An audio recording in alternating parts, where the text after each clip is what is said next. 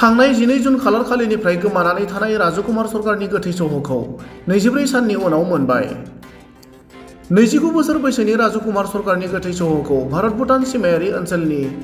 लुंसुं देउलगुरि गामिनि गोथौ हाग्रा बारियाव फबनानै दोननाय थासारियाव मोनो। थैनाय राजकुमार सरकारनि न'आ चिरां जिल्ला सिंनि कातलपारा गामिनिमोन होनना मिथिनो हादों।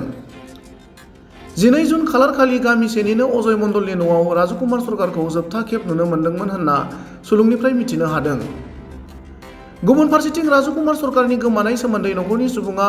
बासुगाव पुलिस थानायाव गसर थिसनो। राजकुमार सरकारनि नखरनि गसर थिसननायखौ बिथा खालामनानै अजय मण्डल आरो बिनि नखरनि सुबुंखौ पुलिसआ सेबो। उनाव जाथायनि सोमोन्दै संदाननानै चिरां जिल्ला क्राइम ब्रान्चनि एडिशनेल एसपि अमाति कुमार माहात'आ राजकुमार सरकारखौ बुथारनायखौ रोखा खालामो। बेबादिनो 5 जुलाइ सनिबारखालि बासुगाव थानानि असि बिप्लब कुमार आरो सान्तिपुर आउटपस्टनि आइसि सुनिल कुमार गुरुंमोननि दैदेननाय पुलिसनि हानजाया संदाननानै राजकुमार सरकारखौ बुथारनाय आइजेंफोरखौ मोनो आरो फबनानै दोननाय थासारियाव राजकुमार सरकारनि गोथै सह'खौ जावखाङो।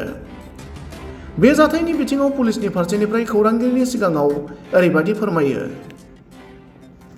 सर কি ক'ব যোৱা 12 তাৰিখে মিচিং হৈ আছিলে এগৰাকী যুৱক আজি মৃতদেহ উদ্ধাৰ কৰা হ'ল কি ক'ব এই মুহূৰ্তত আমি তো 22 তাৰিখে বাসুগাঁও থানাত মিচিং এণ্ট্ৰি পাইছোঁ ইতে ৰাজকুমাৰ চৰকাৰ কাতলপাৰা গাঁও ই মিচিং হৈছিলে তাৰপিছত আমি ইয়াতে ইনভেষ্টিগেশ্যন আৰম্ভ কৰিছিলোঁ তাৰপিছত আমি কিবা তথ্য পাইছোঁ ইভাৱে আমি 2 তাৰিখে ৰুনিঘাটা কেছ 16/2025 ই কেছ আমি ৰেজিষ্টাৰ কৰিছিলোঁ তাৰপিছত ইনভেষ্টিগেশ্যনত আমি পাইছিলোঁ এটা एंगल पाइसिलू तार उस एंगल के इन्वेस्टिगेशन में हमी 5 लोगों को हमने अभी तक अरेस्ट किया है उसी के कंटिन्यूएशन में हमी याते देवलगुरी अंडर लुंगसुंग फॉरेस्ट कोकराझार डिस्ट्रिक्ट आमी आइसिलू और याते आमी मर्डर वेपन और जितू मर्डर स्पॉट आसे इतू पाइसिलू और जितू बॉडी आसे विक्टिमर नाम आसे राजकुमार सरकार तार बॉडी आमी याते पाइसिलू सर ইয়াৰ আৰত কি থাকিব কি বুলি সন্দেহ কৰিছে যেটো প্ৰাইমাৰী ইনভেষ্টিগেশ্যন ইতিমধ্যে আৰম্ভ হৈছে প্ৰিলিমিনাৰী ইনভেষ্টিগেশ্যনত এটা লাভ এফেয়াৰৰ এংগল আছে তাৰ এংগলতে ইটো মাৰ্ডাৰ হৈছে আমি এতিয়ালৈকে গম পাইছোঁ বাকি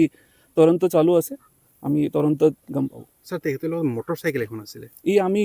এতিয়া আমাক কৈছিলে ক'ত আছে আমি ৰিকভাৰ কৰিম এতিয়া ঠিক আছে ইয়াৰ আৰু কিমানজন এৰেষ্ট কৰিলে স্যাৰ টোটাল আমি 5 জনক এৰেষ্ট কৰিছোঁ ওকে থ্যাংক ইউ স্যার ঠিক আছে